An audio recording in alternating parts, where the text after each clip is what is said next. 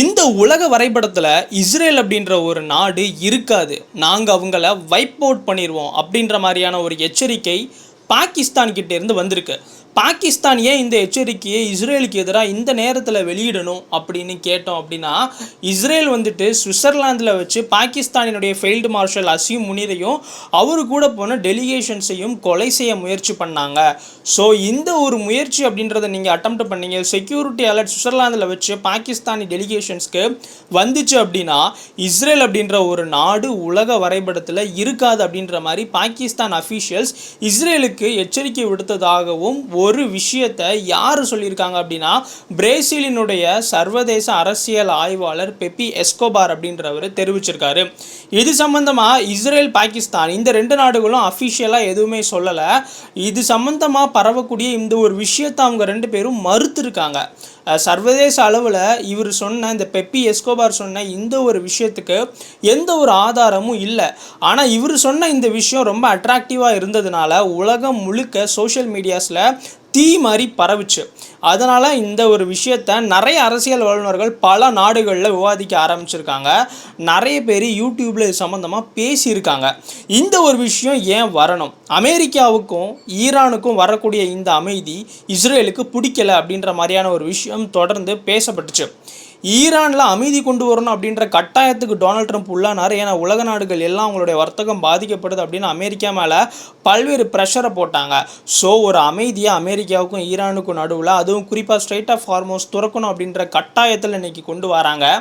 இந்த ஒரு விஷயம் இஸ்ரேலுக்கு பிடிக்கலையாம். ஏன்னா இஸ்ரேலை பொறுத்தளவுக்கு ஈரானை இன்னும் கொஞ்சம் தரைமட்டமாக்கணும், ஈரானில் இருக்கக்கூடிய காமேனியின் வழிவந்த அந்த தலைவர்கள் யாருமே இருக்கக்கூடாது, அதையும் தாண்டி ஈரானில் அந்த நியூக்ளியர் ப்ராஜெக்டுக்கான எந்த ஒரு டெவலப்மெண்ட்டும் இருக்கக்கூடாது, அதை முழுமையாக அழிக்கணும் அப்படின்ற நோக்கத்தில் இந்த ஒரு அமைதியை இஸ்ரேல் தொடர்ந்து எதிர்த்தாங்க அப்படின்ற மாதிரியான ஒரு விஷயம் பரப்பப்பட்டுச்சு. இதுக்கு ஆதாரம் எதுவுமே கிடையாது.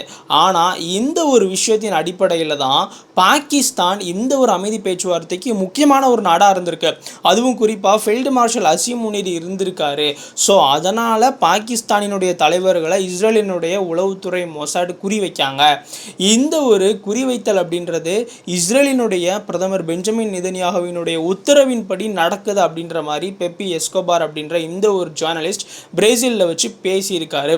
இந்த ஒரு விஷயம் எந்த அளவுக்கு வைரலாக இருக்குன்னா, எந்த நாட்டினுடைய அஃபிஷியலினுடைய அந்த ஒரு ஸ்டேட்மெண்ட் கூட இந்த அளவுக்கு உலகம் முழுக்க பேசப்படாது. ஆனால் இவர் சொன்ன இந்த விஷயம் ஆதாரமே இல்லைனா கூட இது ரொம்பவே சுவாரஸ்யமாக இருக்கிறதுனால எல்லாரும் இதை பற்றி பேச ஆரம்பிச்சிருக்காங்க. பாகிஸ்தானால் இஸ்ரேலை வந்துட்டு ஒட்டுமொத்தமாக உலக வரைபடத்திலிருந்து நீக்க முடியுமா அப்படின்னு கேட்டால் ஆமாம், பாகிஸ்தான் கிட்ட அணு ஆயுதம் இருக்குது. பாகிஸ்தான் கிட்ட அணு ஆயுதம் இருக்கிறதும் ஈரான் கிட்ட அணு ஆயுதம் இருக்கிறதுக்கு சமமானது தான். பாகிஸ்தானில் இருக்கக்கூடிய அணு ஆயுதம் தீவிரவாதிகள் கையில் கிடைக்கிறதுக்கான வாய்ப்பு அதிகமாக இருக்குது அப்படின்னு இஸ்ரேல் தொடர்ந்து சொல்லுதாங்க. இஸ்ரேலை ஒரு நாடாக அங்கீகரிக்காமல் பாகிஸ்தான் இருந்துக்கிட்டு இருக்கு. இந்த மாதிரி பல விஷயங்கள் தான் இது ஒருவேளை உண்மையாக இருக்குமோ அப்படின்ற மாதிரி பலர் இதன் மேலே விவாதத்தை நடத்திக்கிட்டு இருக்காங்க. அதையும் தாண்டி இஸ்ரேல் இல்லாமல் பண்ணுறதுக்கு பாகிஸ்தானால் முடியும் அப்படின்னா பாகிஸ்தானை ஒரு கை பார்க்கறதுக்கு கண்டிப்பாக இஸ்ரேல் களத்தில் இறங்குவாங்க. அமெரிக்காவினுடைய நிலைப்பாடு வேறு ஏதாவது இருந்தாலுமே கூட இஸ்ரேல் அவங்க கொண்ட முடிவில் ரொம்ப உறுதியாக இருக்கக்கூடிய ஒரு நாடு அப்படின்னாலுமே பல்வேறு விஷயங்களை நம்ம இந்த இடத்துல கவனிக்கணும். ஏன்னா ஈரானை இஸ்ரேல் அடிக்கும்போது அமெரிக்கா வந்த மாதிரி பாகிஸ்தான் அடிக்கும்போது அமெரிக்கா வருவாங்களா அப்படின்றது ஒரு மிகப்பெரிய கேள்வி. ஏன்னா அமெரிக்கா ஏவக்கூடிய இடங்களிலெல்லாம் போய் அமெரிக்காவுக்கான வேலையை செய்யக்கூடிய ஒரு ஆளாக அசீம் முனிர் இருக்காரு அப்படின்ற ஒரு விமர்சனமும் பாகிஸ்தானுக்குள்ளேயே அசீம் முனிருக்கு எதிராக எழும்பியிருக்கு. ஏன்னா காசா விஷயத்தில் இஸ்ரேலுக்கு ஃபேவர் பண்ணுற மாதிரி டொனால்ட் ட்ரம்ப் கொண்டு வந்த பல விஷயங்களை பாகிஸ்தான் ஆதரிச்சுது. இந்த ஈரான் அமெரிக்கா விஷயத்துலையுமே அமெரிக்காவுக்கு சாதகமான பல விஷயங்களை செய்து கொடுக்கறதுக்கு அசீம் முனிர் தலைமையிலான பாகிஸ்தான் ரெஜிம் நிறைய முயற்சிகளை எடுத்தாங்க. இந்த மாதிரி பல விஷயங்கள் அமெரிக்கா ஒருவேளை இஸ்ரேல் பாகிஸ்தானுக்கு எதிராக வந்தால் இஸ்ரேலுக்கு ஆதரவாக வருவாங்களா வரமாட்டாங்களா அப்படின்ற மாதிரியான விஷயங்களை எழுப்பியிருக்கு. இது சம்மந்தமான உங்கள் கருத்துக்களை கமெண்ட்டில் சொல்லுங்கள். ஒருவேளை இப்படி உண்மையாகவே நடந்திருக்குமா, ஒரு செக்யூரிட்டி அலர்ட் உண்மையாகவே சுவிட்சர்லாந்தில் வச்சு பாகிஸ்தானினுடைய டெலிகேஷன்ஸ்க்கு வந்திருக்குமா அப்படின்றதையும் கமெண்ட்டில் சொல்லுங்கள். ஆனால் பாகிஸ்தானினுடைய அந்த ஒரு அஃபிஷியல்ஸும் இஸ்ரேலுடைய அஃபிஷியல்ஸும் சுவிட்சர்லாந்து அமெரிக்கா இந்த எல்லா நாட்டில் இருக்கக்கூடிய அஃபிஷியல்ஸும் அந்த சுவிட்சர்லாந்தில் நடந்த ஒரு மீட்டிங் ரொம்ப ஸ்மூத்தாக நடந்துச்சு. அங்கே எந்த ஒரு செக்யூரிட்டி அலர்ட்டுமே வரல அப்படின்னு பிரேசிலினுடைய ஜேர்னலிஸ்ட் பெப்பி எஸ்கோபார் சொன்னதை முற்றிலும் மறுத்திருக்காங்க.